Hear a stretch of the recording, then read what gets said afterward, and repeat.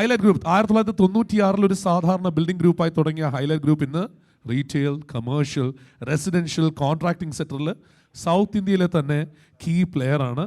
20ഓളം കമ്പനികളുണ്ട് ഹൈലൈറ്റിന്. അപ്പോൾ റെസിഡൻഷ്യൽ പ്രോജക്ട്സും multiple theatres, food and beverage brands, shopping malls, women's care hospitals, അങ്ങനെ ഡിഫറെൻറ്റ് സെക്ടേഴ്സിൽ ഓപ്പറേറ്റ് ചെയ്യുന്ന ഈ കമ്പനി ഇന്ന് നമുക്ക് വേണ്ടി ഹൈലൈറ്റിനെ പറ്റി അതുപോലെ തന്നെ റിയൽ എസ്റ്റേറ്റിനെ കുറിച്ചും സംസാരിക്കാനായിട്ട് നമുക്ക് ഇന്ന് ഇവിടെ ഗസ്റ്റ് ആയിട്ട് കിട്ടിയിരിക്കുന്നത് മിസ്റ്റർ മുഹമ്മദ് ഫസീം, ഹൈലൈറ്റ് ബിൽഡേഴ്സിന്റെ CEO ആണ്. Please put your hands together and welcome Mr. Mohammad Faseem.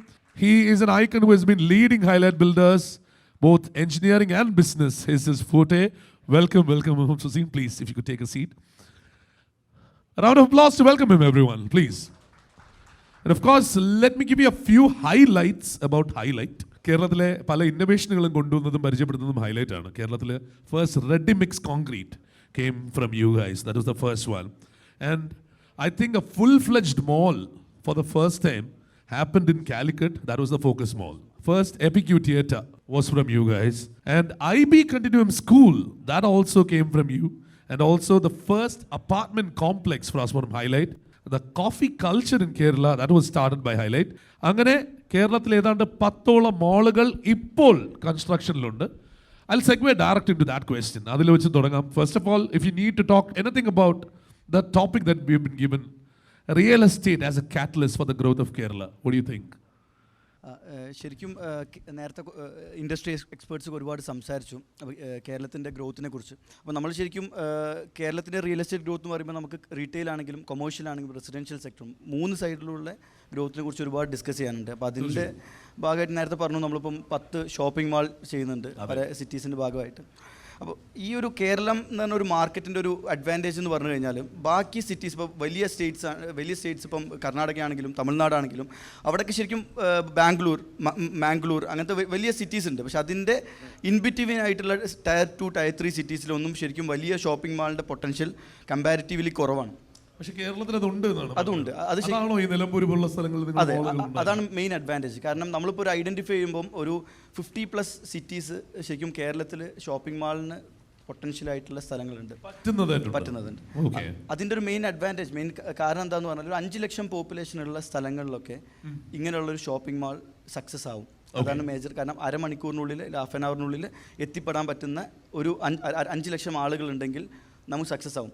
അപ്പോൾ അത് ശരിക്കും അതർ സ്റ്റേറ്റ്സിലും ഉണ്ടാവാം. പക്ഷേ നമ്മുടെ ഒരു കേരളത്തിൻ്റെ പ്രത്യേകത എന്ന് പറഞ്ഞാൽ കുറച്ചും കൂടി എന്താ പറയുക, ഗൾഫ് എക്സ്പോസ്ഡ് മാർക്കറ്റാണ്. ശരിക്കും നമ്മളിങ്ങനെ ഒരു ഷോപ്പിംഗ് മാൾ വരുമ്പം ചെറിയ സിറ്റീസിൽ വരുമ്പോൾ പൊതുവേ ആൾക്കാർ ഇൻഹിബിഷൻ ഉണ്ടാവും. അതായത് അവിടെ പോയി കഴിഞ്ഞാൽ പറ്റിക്കപ്പെടുമോ, അത് വലിയ വില കൊടുത്ത് വാങ്ങേണ്ടി വരുമോ, ഡിസ്കൗണ്ട് എന്ന് പറഞ്ഞാൽ ഒരു പറ്റിക്കലാവോ, അങ്ങനെയുള്ള പല ഒരു കൺഫ്യൂഷൻസ് വരാറുണ്ട്.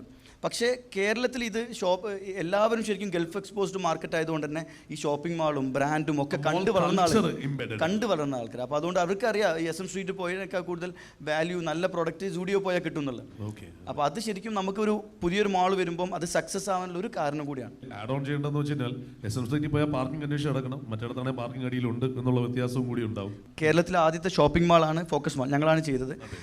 അന്ന് ഫോക്കസ് മാൾ ചെയ്യുമ്പോൾ ഒരുപാട് ആൾക്കാർക്ക് പ്രശ്നം പറഞ്ഞു. ഇപ്പോൾ നേരത്തെ പറയാം SM സ്ട്രീറ്റ് ഉണ്ടാകുമ്പോൾ എങ്ങനെ ഫോക്കസ് മാൾ സക്സസ് ആവുക, അല്ലെങ്കിൽ എന്താ പറയുക റീറ്റെയിലേഴ്സ് പറഞ്ഞു ഇങ്ങനെ സക്സസ് ആവുമോ, കാരണം കേരളത്തിലെ ആദ്യത്തെ ഷോപ്പിംഗ് മാളാണ്. ഫോക്കസ് മാൾ പോലത്തെ ഒരു മാൾ വന്നതോടുകൂടിയിട്ട് ശരിക്കും ആളുകളെ കംപ്ലീറ്റ് ഷോപ്പിംഗ് കൾച്ചർ മാറി.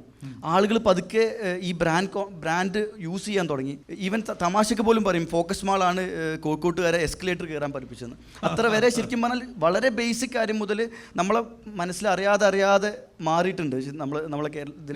കോഫി കൾച്ചർ ഇപ്പോൾ ഹൈലൈറ്റിൽ വന്നു കഴിഞ്ഞാൽ അവിടെ ആദ്യം നിങ്ങൾ കാണുന്നത് ഒരു അറേ ഓഫ് റെസ്റ്റോറൻറ്റ്സും ആൾക്കാർക്ക് വന്നിരുന്ന് ഹാങ് ഔട്ട് ചെയ്യാനും ഒക്കെ ഉള്ളൊരു സംഭവമാണ് നമ്മൾ ഹൈലൈറ്റ് സിറ്റിയിൽ പോകുമ്പോഴൊക്കെ. അതൊക്കെ കൊണ്ടുവന്നത് അതിൻ്റെ ഒരു ഭാഗമായിട്ടാണെന്ന് തോന്നുന്നില്ലേ?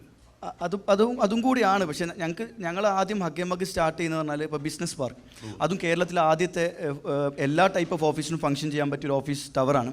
അപ്പോൾ അവിടെ ശരിക്കും നമ്മൾ ആദ്യം ഒരു കൺസ്ട്രക്ട് ചെയ്തു. പക്ഷേ സാധാരണഗതിയിൽ കേരളത്തിൽ ഒരു ബിൽഡിംഗ് ഉണ്ടാക്കും, ആദ്യത്തെ 3 ഫ്ലോർ കൊമേഴ്ഷ്യൽ റീറ്റെയിൽ ഷോപ്സ് ആവും, അതിന് മേലെ ഓഫീസ് ടവറാവും. ആ കൾച്ചർ മാറ്റി ഒരു ഫുൾ ഓഫീസ് സ്പേസ് കൊണ്ടുവന്നപ്പം ആൾക്കാർ അഡാപ്റ്റ് ചെയ്യാൻ കുറച്ച് സമയമെടുത്തു. അപ്പോൾ ആൾക്കാർ വരുന്നില്ല. അപ്പോൾ ഞങ്ങൾ ആൾക്കാരെ എങ്ങനെയെങ്കിലും ഇത് കാണിക്കണം, ഇങ്ങനൊരു സംഭവം ഉണ്ട് കാലിക്കറ്റിൽ ഞങ്ങൾ ചെയ്തിട്ടുണ്ടെന്നുള്ളത്. അങ്ങനെ ഞങ്ങൾ CCTനെ ഓൾറെഡി പോയിട്ട് കണ്ടു. അവർക്ക് ധൈര്യമില്ല. ബൺ ക്ലബിനെ കണ്ടു. അങ്ങനെ ഒരുപാട് അവിടുത്തെ അന്ന് ഉള്ള മേജർ പ്ലേയേഴ്സിനൊക്കെ കണ്ടു. അങ്ങനെ ശരിക്കും ആളുകളെ എത്തിക്കാൻ വേണ്ടി സ്റ്റാർട്ട് ചെയ്താണ് ശരിക്കും ഹഗേമഗ്. പക്ഷേ ഇതത് വൻ സക്സസ് ആയി, ഭയങ്കര സക്സസ് ആയിട്ട് കേരളത്തിൽ ത്രൂ ഔട്ട് നല്ലൊരു കോഫി ഷോപ്പ് ചെയിനായിട്ട് ഞങ്ങൾ ചെയ്തിട്ടുണ്ട്. പക്ഷെ അതൊക്കെ ഹൈലൈറ്റ് സിറ്റി എന്ന ഒരു വികാരത്തിൻ്റെ പുറത്ത് തുടങ്ങിയ ഒരു കാര്യമാണ് ഈ കോഫി ഹഗേമഗ്. നമ്മൾ തീർച്ചയായും അത് definitely deserves an applause. If you been to highlight city you know what we are talking about. നമ്മൾ ഈ ഹൈലൈറ്റിൻ്റെ കൺസ്ട്രക്ഷൻ്റെ സമയത്ത് തന്നെ പറയുമായിരുന്നു, അതായത് ഇവിടെ വരാൻ പോകുന്ന ഡെവലപ്മെൻറ്റിനെ പറ്റിയിട്ട് അന്നേ ലെജൻഡറി ആയിരുന്നു. കാരണം നമുക്ക് വണ്ടി ഓടിച്ച് നേരെ ബിൽഡിങ്ങിൽ കയറ്റാൻ പറ്റും എന്നൊക്കെ പറഞ്ഞു. പക്ഷേ ഞാൻ പറഞ്ഞു വെച്ചാൽ ഈ നമ്മളിപ്പം നമ്മുടെ ഇവിടെ അല്ലെങ്കിൽ നമ്മൾ ദുബായിലും ഒക്കെ കാണുന്ന ഡെവലപ്മെൻറ്റുകൾ എന്ന് പറയുന്നത് ഈ നമ്മുടെ അപ്പാർട്ട്മെൻറ്റ് കോംപ്ലക്സുകൾ, നിങ്ങൾ കാണല്ലോ ഒരുപക്ഷെ കോംപ്ലക്സുകൾ എന്ന് പറയുന്ന സംഭവത്തിന് തുടക്കമിട്ടതും മൾട്ടിപ്പിൾ ഫെസിലിറ്റീസ് ഉള്ള സാറ്റലൈറ്റ് ടൗൺഷിപ്പുകളൊക്കെ കൊണ്ടുവന്നു. ഞാൻ പറഞ്ഞത് പക്ഷേ ഇപ്പം ലഗൂണുകളുള്ള അപ്പാർട്ട്മെൻറ്റുകൾ, സ്വിമ്മിംഗ് പൂളുള്ള അപ്പാർട്ട്മെൻറ്റുകൾ വരുന്നു. അത്തരത്തിലുള്ള ഡെവലപ്മെൻറ്റുകളൊന്നും എന്തുകൊണ്ടാണ് കേരളത്തിൽ കാണാത്തത്? അത്രയും ഇന്നോവേറ്റീവായിട്ട് നിങ്ങൾ ചെയ്തിട്ടും എന്തുകൊണ്ട് വരുന്നില്ല എന്നുള്ളതാണ് ചോദിച്ചത്. ഒരു ഫാക്ടർ എന്ന് പറഞ്ഞാൽ റൂൾസാണ്. നമ്മുടെ നാട്ടിലെ റൂൾസ് നേരത്തെ ഡിസ്കസ് ചെയ്തൊരു കാര്യമാണ്. റൂൾസിൽ ഇപ്പോൾ ഒരു എക്സാമ്പിൾ പറയാം, ഈ ഫയർ സ്റ്റെയർ 3 സൈഡും ഓപ്പൺ ആവണം. അല്ലെങ്കിൽ നമ്മുടെ നാട്ടിലെ ക്ലൈമറ്റ് കണ്ടീഷൻ, അത് ഇപ്പോൾ മഴ കാര്യങ്ങൾ, ക്ലൈമറ്റ് വേരിയേഷൻ, അപ്പോൾ ഇതൊക്കെ കണക്കിലെടുത്ത് നമുക്ക് ഭയങ്കര ഡിഫറൻ്റ് ആയിട്ടുള്ള എലിവേഷൻസ് കൊണ്ടുവരാൻ പ്രാക്ടിക്കലി പോസിബിൾ അല്ല. പിന്നെ രണ്ടാമത് നമുക്ക് ഭയങ്കരമായിട്ടുള്ളൊരു ഇൻവെസ്റ്റ് ചെയ്ത് അത് എഫേർഡ് ചെയ്യാൻ പറ്റുന്ന ഒരു മാർക്കറ്റായിട്ട് കംപ്ലീറ്റ് വളർന്നിട്ടുമില്ല. പക്ഷേ നമ്മളിപ്പോൾ ഒരു പ്രോജക്റ്റ് കൊണ്ടുവരുന്ന പറഞ്ഞാൽ അറ്റ്ലാന്റിസ് എന്ന് പറഞ്ഞ ഒരു പ്രോജക്റ്റ് ചെയ്യുന്നുണ്ട് ഹൈലൈറ്റ് സിറ്റിയിൽ. അതിൻ്റെ ഒരു പ്രത്യേകത എന്ന് പറഞ്ഞാൽ നമുക്ക് എല്ലാ അപ്പാർട്ട്മെൻറ്റിലേക്കും ഡ്രൈവ് ചെയ്ത് നമ്മുടെ വീടിന് മുമ്പിൽ പാർക്ക് ചെയ്യാൻ പറ്റും. അപ്പോൾ അത് ശരിക്കും അഡ്വാൻറ്റേജ്. 25 ഫ്ലോർ ഉണ്ട്. അപ്പോൾ 25 ഫ്ലോറിൽ നമുക്ക് വണ്ടി ഓടിച്ച് നമ്മുടെ വീടിന് മുമ്പിൽ പാർക്ക് ചെയ്യാൻ പറ്റും. അപ്പോൾ അതെല്ലാവരും വിചാരിക്കും ഫോക്കസ് മാൾ പോലെ ഇങ്ങനെ കറങ്ങി പോകേണ്ടതെന്ന്. അങ്ങനെയല്ല, സ്ട്രെയിറ്റ് റോഡായി മിനിമം 4800 സ്ക്വയർ ഫീറ്റ് മുതൽ വലുത് 12,000 സ്ക്വയർ ഫീറ്റ് വരെയുള്ള അപ്പാർട്ട്മെൻറ്റ്സ് നമ്മൾ ചെയ്യുന്നുണ്ട്. അത് ചെയ്യാനുള്ളൊരു മോട്ടിവേഷൻ എന്താണെന്ന് പറഞ്ഞാൽ, നമ്മളിപ്പോൾ പൊതുവെ NRIസിൻ്റെ നമ്മുടെ നാടിൻ്റെ ഒരു പ്രശ്നം എന്താണെന്ന് പറഞ്ഞാൽ, ഒരു മക്കളെ കല്യാണം ആകുമ്പം ഒരു വീട് വെക്കൽ നിർബന്ധം. എത്ര വലിയ ബിസിനസ്മാൻ ആണെങ്കിലും അവർക്ക് വീട് വേണം. അതാണ് കല്യാണത്തിൻ്റെ ഒരു ക്രൈറ്റീരിയ. അപ്പം കഷ്ടപ്പെട്ട് അവിടെ വർക്ക് ചെയ്ത് ചിലപ്പോൾ നാട്ടിലേക്ക് അധികം റെഗുലറായിട്ട് പോകാത്ത ഒരാളാവും. മക്കളെ കല്യാണം ആകുമ്പോൾ ഒരു 10,000-15,000 സ്ക്വയർ ഫീറ്റിൻ്റെ വീട് കൺസ്ട്രക്ട് ചെയ്യും. എന്നിട്ട് പൂട്ടിയിട്ട് തിരിച്ചു പോരും. എന്നിട്ട് പിന്നെയും തിരിച്ചു വരുമ്പോൾ ഇതിന് മെയിൻ്റെനൻസ് പറഞ്ഞാൽ പേയ്മെൻറ്റിൻ്റെ കാര്യമല്ല, അത് മെയിൻറ്റെയിൻ ചെയ്യുന്ന ഒരു ബുദ്ധിമുട്ട് ആലോചിച്ചിട്ട് ചിലപ്പം പിന്നെയും ഫ്ലാറ്റിലേക്ക് മാറും. അപ്പോൾ ഈ ഒരു ബുദ്ധിമുട്ട് ശരിക്കും പറഞ്ഞാൽ വളരെ പ്രാക്ടിക്കൽ പ്രശ്നമാണ്. പക്ഷേ അപ്പോൾ ഞങ്ങൾ വിചാരിക്കുന്നതോ ഈ വില്ല വേണം, അതാണ് ഒരു കേരള കൾച്ചർ, പ്രത്യേകിച്ച് മലബാർ കൾച്ചർ. പക്ഷേ അപ്പാർട്ട്മെൻറ്റിൻ്റെ സൗകര്യം വേണം, അപ്പാർട്ട്മെൻറ്റ് കംഫർട്ട് വേണം. അപ്പോൾ ശരിക്കും ഈ ഒരു അറ്റ്ലാന്റിസ് എന്ന് പറഞ്ഞു കഴിഞ്ഞാൽ ഒരു അപ്പാർട്ട്മെൻറ്റിൻ്റെയും വില്ലിൻ്റെയും ഒരു ഹൈബ്രിഡ് വേർഷനാണ്. അപ്പോൾ നമുക്ക് ശരിക്കും ഡ്രൈവ് ചെയ്ത് നമ്മൾ മുറ്റത്ത് പാർക്ക് ചെയ്യാം, നമ്മുടെ മുന്നിൽ കാർ പാർക്കിംഗ് ഉണ്ടാവും, നമുക്ക് ഒരു മരങ്ങളൊക്കെ വെക്കാനുള്ളൊരു സ്പേസ് ഉണ്ട്, ഗാർഡനർക്ക് കയറാനുള്ള ഇതുണ്ട്, എന്താ പറയുക സെർവൻസിന് വരാനുള്ള ഒരു ഏരിയ ഉണ്ട്. അങ്ങനെ ശരിക്കും പറഞ്ഞാൽ വീടിൻ്റെ എല്ലാ ഫെസിലിറ്റീസും വരും. പിന്നെ അത് അടുത്ത ഒരു കാര്യം എന്ന് പറഞ്ഞാൽ ഈ 10,000-15,000 സ്ക്വയർ 10,000-15,000 സ്ക്വയർ ഫീറ്റിൻ്റെ വീട് എന്ന് പറയുമ്പം പൊതുവേ ഒരു 4 ബെഡ്റൂം 5 ബെഡ്റൂം ഒക്കെയാണ് ഒരാളുടെ ആവശ്യം. അത് കഴിഞ്ഞാൽ സ്വിമ്മിംഗ് പൂൾ ചെയ്യും, അല്ലെങ്കിൽ എന്താ പറയുക ജിമ്മ് ചെയ്യും, അല്ലെങ്കിൽ പ്രയർ റൂം ചെയ്യും. അങ്ങനെ ഒരുപാട് ഫെസിലിറ്റീസാണ് എല്ലാവരും ചെയ്യുന്നുണ്ടാവുക. ഈ ഫെസിലിറ്റീസൊക്കെ ഹൈ എൻഡ് ആയിട്ട് അത് നമുക്ക് ആ പ്രൊജക്റ്റിൽ നമുക്ക് പ്രൊവൈഡ് ചെയ്തിട്ട് ഈവൻ നമുക്ക് വേണമെങ്കിൽ സ്വിമ്മിംഗ് പൂൾ നമ്മുടെ വീട്ടിൻ്റെ ഉള്ളിൽ കൺസ്ട്രക്ട് ചെയ്യാൻ പറ്റിയ ഭയങ്കര യൂണീക്ക് ആയിട്ടുള്ള പ്രോജക്റ്റ് ചെയ്യുന്നുണ്ട്. അതിനുള്ള ഒരു പൊട്ടൻഷ്യൽ ഉണ്ട്. പക്ഷേ നമ്മുടെ ഈ കുറേ ലിമിറ്റേഷൻ നിന്നുകൊണ്ടാണ് നമ്മൾ ഈ പ്രോജക്റ്റുകൾ ചെയ്യുന്നത്. കോൺട്രാക്ടർ ആയിരിക്കും ഞാൻ ചോദിക്കുന്ന ചോദ്യം. നമ്മളിപ്പം പറഞ്ഞത് ഹൈ എൻഡും ഭയങ്കര ഡിഫറൻറ്റും ആണെങ്കിലും പക്ഷേ അഫോർഡബിൾ ഹൗസിംഗ് എന്ന് പറയുന്നത് ശരിക്കും പറഞ്ഞാൽ കേരളത്തിൽ മറ്റ് പല സ്ഥലങ്ങളിലും, ഇപ്പം നേരത്തെ കർണാടകയുടെയും മറ്റ് സ്ഥലങ്ങളുടെയൊക്കെ കാര്യം പറയുകയാണെങ്കിൽ നമുക്കൊരു കാലഘട്ടത്തിൽ അതുണ്ടായിരുന്നു, വളരെ അഫോർഡബിൾ ഹൗസിംഗ്. പക്ഷേ ഇന്ന് ഒരു സാധാരണ അഫോർഡബിൾ ഹൗസിംഗ് എന്ന് പറയുമ്പോൾ ഒരു അപ്പാർട്ട്മെൻറ്റിലും ഇതിലും അല്ലെങ്കിൽ ഈ പറയുന്ന രീതിയിലുള്ളൊരു ടൗൺഷിപ്പുകളിലൊന്നും കിട്ടുക എന്ന് പറയുമ്പോൾ ഒട്ടും എളുപ്പമല്ല. ഞാൻ നേരത്തെ വലുതാണ് പറഞ്ഞെങ്കിൽ ഞാൻ ചോദിക്കുന്നത് അഫോർഡബിൾ ഹൗസിംഗിൽ എന്തുകൊണ്ട് ഫോക്കസ് ചെയ്യുന്നില്ല എന്നുള്ളതാണ്. അതായത് എഫോർഡബിൾ സെഗ്മെൻറ്റ് എന്ന് പറഞ്ഞാൽ ഇന്ത്യയിൽ ശരിക്കും ഭയങ്കരമായിട്ടുള്ള ഗ്രോത്ത് ഉള്ള ഒരു ഹൗസിംഗ് സെക്ടറാണ്. അപ്പോൾ എഫോർഡബിൾ സെഗ്മെൻറ്റിന് ഒരുപാട് ക്രൈറ്റീരിയാസ് ഉണ്ട്. ഗവൺമെൻറ്റിൻ്റെ ഭാഗത്ത് നിന്ന് GST വേവറും അങ്ങനെ ഒരുപാട് ബെനിഫിറ്റ്സും നമുക്ക് വരുന്നുണ്ട്. പക്ഷേ കേരളത്തിൽ ആ ഒരു സെഗ്മെൻറ്റ് വരിക എന്ന് പറഞ്ഞാൽ അത്ര എളുപ്പമല്ല. ഒന്ന് നമ്മൾ നേരത്തെ പറഞ്ഞ പോലെ നേരത്തെ ടാറ്റ നാനോ സക്സസ് ആവാത്ത പോലെ എഫോർഡബിൾ ഹൗസിംഗ് എന്ന് പറഞ്ഞിട്ട് നമ്മളൊരു വീട് കൺസ്ട്രക്ട് ചെയ്ത് കഴിഞ്ഞാൽ എന്തായാലും അത് ഒരിക്കലും ആൾക്കാർ ആക്സെപ്റ്റ് ചെയ്യില്ല. അതാണ് ഒരു ഫാക്ടർ. ശരിക്കും മിഡിൽ ഇൻകം ഗ്രൂപ്പ് ആയിട്ട് നമ്മളെ ക്രൈറ്റീരിയ, അതായത് ഗവൺമെൻറ് റൂൾ പ്രകാരം 60 M സ്ക്വയറിന് താഴെയുള്ള, അതായത് 650 M സ്ക്വയറിന് താഴെയുള്ള വീടുകളാണ് എഫോർഡബിൾ ഹൗസിംഗ്. അപ്പോൾ ഈ അഫോർഡബിൾ ഹൗസിങ്ങിൻ്റെ ക്രൈറ്റീരിയ പെടുത്തിയിട്ട് നമ്മളൊരു വീട് കൺസ്ട്രക്ട് ചെയ്യുമ്പം ഒരുപാട് ലിമിറ്റേഷൻസ് ഉണ്ട്. അത് എത്രത്തോളം ആളുകൾ അക്സെപ്റ്റ് ചെയ്യും എന്നുള്ളൊരു വലിയൊരു ഫാക്ടറാണ്. പക്ഷേ നമ്മളിപ്പോൾ ഒരു വീട് ഉണ്ടാക്കുമ്പോൾ ഒരു 3-4 സെൻറ്റിൽ വീടുണ്ടാക്കി ഒരു സാധാരണ ഒരാൾ വീടുണ്ടാക്കണമെങ്കിൽ എന്തായാലും ലാൻഡ് അടക്കം ഒരു 50 ലക്ഷം രൂപയെങ്കിലും കോസ്റ്റ് വരും. അപ്പോൾ അത് ശരിക്കും അവർക്ക് ഏതെങ്കിലും വളരെ ഉള്ളോട്ടായിട്ട് വളരെ ലിമിറ്റഡ് റിസോഴ്സസ് ഉള്ള ഒരു പ്രൊജക്റ്റ് ആവും അവർക്ക് ചെയ്യാൻ പറ്റും. അപ്പോൾ നമ്മളത് അവർക്ക് നല്ലൊരു ഫെസിലിറ്റീസ് കൊടുത്ത് അവർക്ക് എന്താ പറയുക കുറച്ച് ബെറ്റർ ലിവിങ് സ്റ്റാൻഡേർഡ് കൊടുക്കുക എന്നുള്ളത് ശരിക്കും നമ്മുടെ ഒരു റെസ്പോൺസിബിലിറ്റിയാണ്. കാരണം കേരളത്തിൽ അറ്റ്ലീസ്റ്റ് ഞങ്ങളുടെ ഹൈലൈറ്റ് എന്നുള്ള ഒരു റെസ്പോൺസിബിലിറ്റി ഉണ്ട്. അതിൻ്റെ ഭാഗമായിട്ട് ത്രൂ ഔട്ട് കേരള ഞങ്ങളൊരു എഫോർഡബിൾ സെഗ്മെൻറ്റും അല്ല പറയുന്നത്, പക്ഷേ ഒരു വലിയ ടൗൺഷിപ്പ്, അതായത് ഒരു 500 അപ്പാർട്ട്മെൻറ്റ്സോ അല്ലെങ്കിൽ അങ്ങനെയുള്ള ഒരു വലിയൊരു കോംപ്ലക്സ് ക്രിയേറ്റ് ചെയ്തിട്ട് അവർക്ക് വേണ്ട എല്ലാ ഫെസിലിറ്റീസും കൊടുത്തിട്ട് നമ്മളൊരു പ്രോജക്റ്റ് ചെയ്യാനൊക്കെ പ്ലാൻ ചെയ്യുന്നുണ്ട്. കാരണം അതിൽ നമുക്ക് ആകെ കോംപ്രമൈസ് ചെയ്യാൻ പറ്റുന്ന കുറച്ചൊരു ലാൻഡ് കുറച്ചും കൂടി നമുക്ക് കോസ്റ്റ് എഫക്റ്റീവായിട്ടുള്ള ലാൻഡ് കിട്ടണം. അതൊരു ഫാക്ടറാണ്. കൺസ്ട്രക്ഷനിൽ നമുക്ക് ഒരുപാട് എലിവേഷൻസിലൊക്കെ നമുക്ക് മാനേജ് ചെയ്തിട്ട് കുറച്ച് കോസ്റ്റ് കുറയ്ക്കാൻ പറ്റും. പക്ഷേ ബാക്കി ഒന്നിനും കോംപ്രമൈസ് ചെയ്യാതെ നല്ല പ്രോജക്റ്റുകൾ ഇത് ചെയ്യണം എന്നുള്ള ഞങ്ങളുടെ സോഷ്യൽ റെസ്പോൺസിബിലിറ്റിയാണ്. എന്തായാലും ഞങ്ങൾ കമ്മിങ് ഇയേഴ്സിൽ ഞങ്ങൾ എന്തായാലും വരും. അത് വരുന്നുണ്ട്, എന്തായാലും വരും. Very good. ഓക്കെ. ഞാൻ ചോദിക്കുന്നത് വെച്ചാൽ ഇപ്പോൾ ഹൈലൈറ്റ് പോലെയുള്ള എല്ലാം നമ്മുടെ അവിടെയുള്ള പലപ്പോഴും ഞാൻ വളരെ സക്സസ്ഫുൾ ആയിട്ട് കണ്ടിട്ടുള്ള എല്ലാം ഹോം ഗ്രൗണ്ട് പ്ലേയേഴ്സാണ്. അതായത് കേരളത്തിൻ്റേതായിട്ടുള്ള ആൾക്കാരാണ്. എന്തുകൊണ്ടാണ് ഇപ്പം എനിക്ക് തോന്നുന്നു വളരെ കുറച്ച് മാത്രമേ നാഷണൽ ലെവൽ പ്ലെയേഴ്സ് കേരളത്തിൽ വളരെ സക്സസ്ഫുൾ ആയിട്ട് കാണാറുള്ളൂ? അതെന്തുകൊണ്ടാണത്? അതിൻ്റെ ഒരു കാരണം എന്ന് പറഞ്ഞാൽ നമ്മളിപ്പം നാഷണൽ പ്ലേയേഴ്സ് സ്വാഭാവികമായിട്ടും അല്ലെങ്കിൽ ഈ പറഞ്ഞ പോലെ ഈവൻ ശോഭ ശരിക്കും ഹോം ടൗൺ ആണ്. അവർ വളരെ നല്ല രീതിയിൽ ബാംഗ്ലൂരും ദുബായിലൊക്കെ പെർഫോം ചെയ്യുന്നുണ്ട്.